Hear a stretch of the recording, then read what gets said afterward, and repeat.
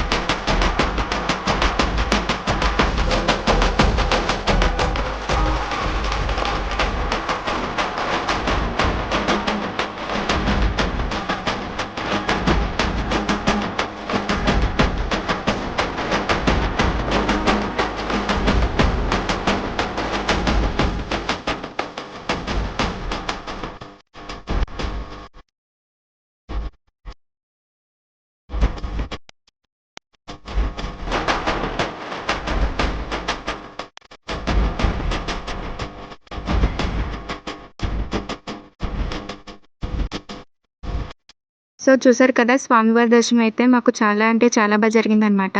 So మీరు కూడా ఇలా రాజమండ్రి వచ్చినట్లయితే సో భూ కైలాసగిరి మిస్ కాకుండా దర్శనం చేసుకోండి.